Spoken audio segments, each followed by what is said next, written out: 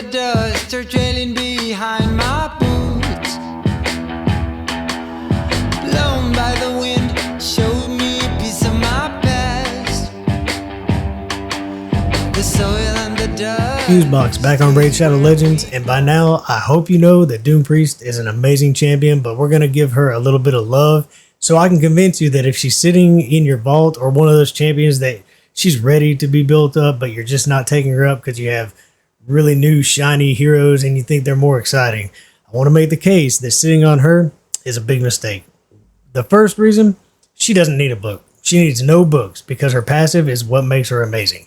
Her kit's okay. I mean, she has a regular attack that does have a chance of placing an increased crit rate if she crits, and it's just random. It's not a big deal. She's never going to do a lot of damage for you. She does increase the attack of your team on a pretty consistent basis. If you get this one book in her, it does go to a 3-turn cooldown, which makes it pretty useful, upping your damage on clan boss, wherever you're going. But what she really does is heals every time she gets a turn, cleanses 1 debuff off of the entire team every time she gets a turn. It's absolutely amazing. She can speed up force affinity people by 14% in a battle, but that's pretty tough to make use of unless you're using all force champions. But this changes everything. I used her to beat Bommel, the Dreadhorn, on hard mode. You can go check that video out. Just search it. I've got tons of videos you can go check out. The problem is, I think a lot of people don't realize how valuable she is, or you do, but you don't think about her because she doesn't look that exciting. But she doesn't need a single book to use this passive, and that's what makes her amazing. You can take her in arena. You can use her to clear off freezes, stuns, debuffs. If you have room for a champion that does that, you can use her clearly on the Nether Spider. We'll probably show that. And I'm not going to make this a long video, but you can take her through Ice Golem, those nasty debuffs that the ads throw out, plus a heal every time she takes a turn. She's absolutely amazing. Doom Tower really shot her value up because even in the waves, you're taking all kinds of nasty debuffs.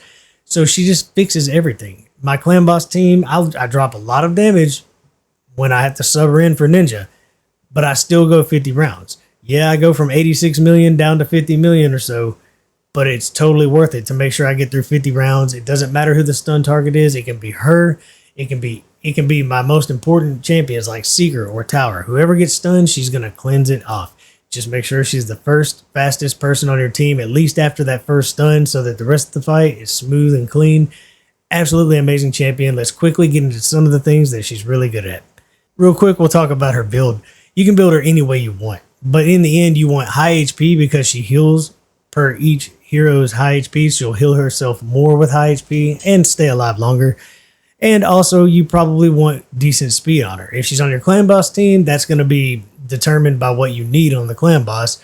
A lot of times that lines up. It doesn't take an unkillable team to need her. When affinity hits, if it's wrecking your team, she can fix your tomb.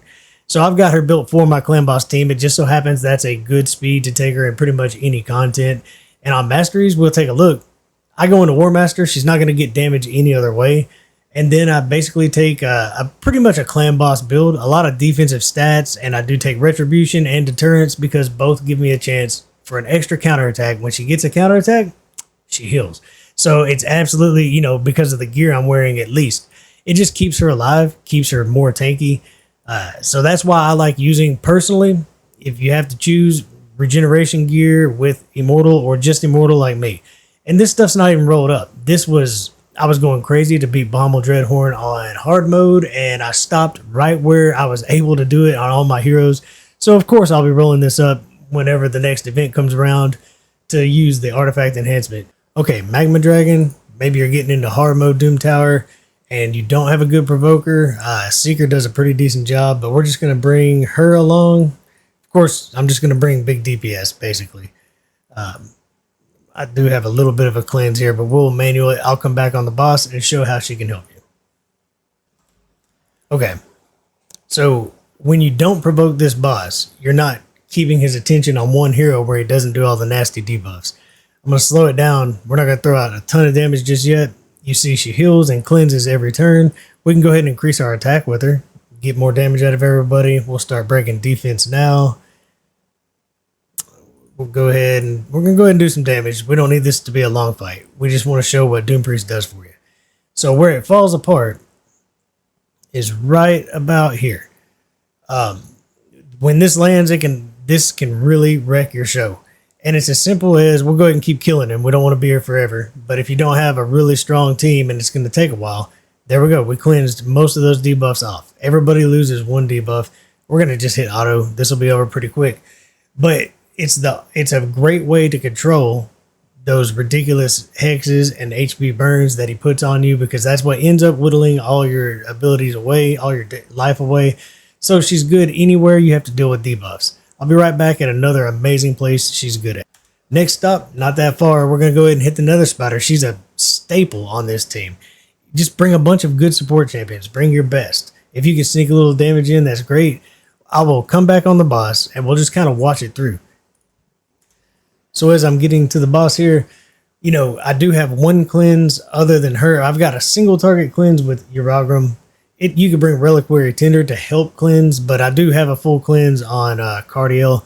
But what she does every turn, you're going to take tons of debuffs on this boss. That was a full cleanse.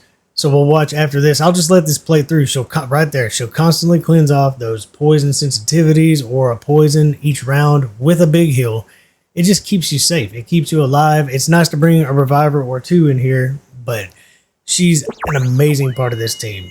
Much like many Doom Tower bosses, including Magma Dragon all the way to the last stage.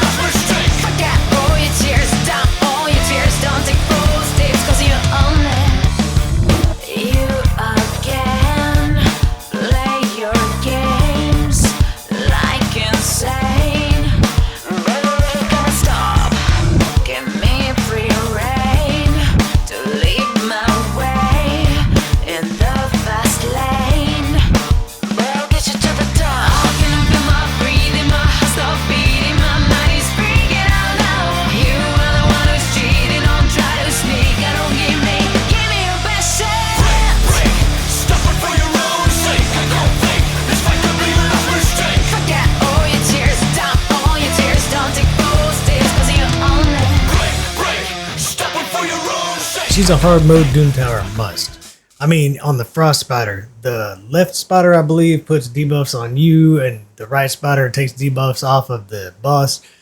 But until that left spider's dead, she's going to keep you cleansed and healed anywhere in this game. You could take this to Arena. She's not an amazing Arena champ, but she can increase your attack if you don't have Arbiter yet, as well as heal and cleanse. So pretty much everywhere, but my favorite use for her is Clan Boss. We got to kill Nightmare anyway, so let me get in here, and we're on the Red Affinity. My team does not work against Red Affinity. So what I have set up, and this works, you don't have to be an unkillable team. Any team that's speed tuned, she benefits when Affinity messes up your tune.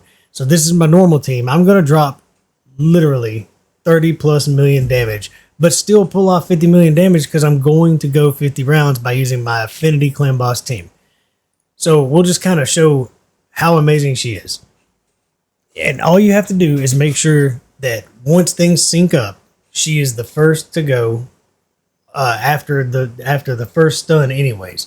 And if she's the first to go, she'll cleanse the stun even if it's on your most important hero. It just simply does not matter. Really good against the Spirit Affinity that messes so many people up. It puts slow on you. Well, when your speed is decreased, if she's the first to go on the next turn, she'll just cleanse it off by taking a turn. That simple. In this case, she'll probably be my stun target because of the affinity here. That would be the only reason, because she actually has high HP. And after the first stun, she'll always after the first stun. It won't happen directly. Everything syncs up right after it. So after that, she'll be the first to go every time. So she's going to take that stun. It literally doesn't matter. She'll just cleanse it, heal everybody. That's another thing. If you're on a no damage team like this, she'll keep you topped off, even with those little poisons that sneak in. That means you can make use of that mastery where you do more damage with max HP. Another trick is to use a little bit of immortal gear when you're getting your speeds right on your team. That'll help keep you topped off. That way you can make use of that mastery. But from here on, every turn, she'll be the first to go, which means we don't care where the stun lands. So after we're now going 2 for 1 against the clan boss, and it doesn't matter who he stuns right here, not here, next turn, she'll go first and cleanse that stun so it never messes your affinity up. Absolutely a game changer. If you're dropping tremendous amounts of damage because you're only going 20 rounds when the affinity changes, get her at the speed of the champion that goes first, and everything is smooth sailing from there. So let's just watch a little of this. I'll clearly skip towards the end. We don't want to watch it forever. And then we'll just sum up how amazing and simple Doompriest is.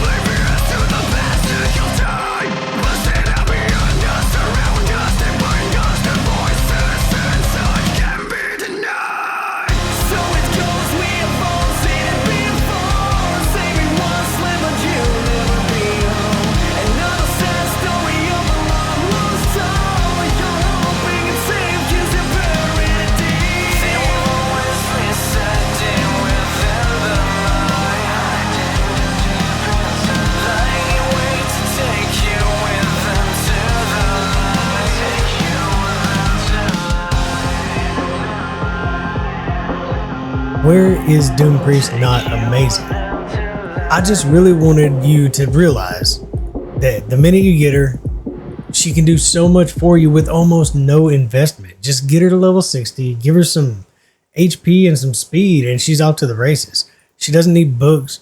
She doesn't need anything fancy. She just needs to get that passive. All she has to do is take turns.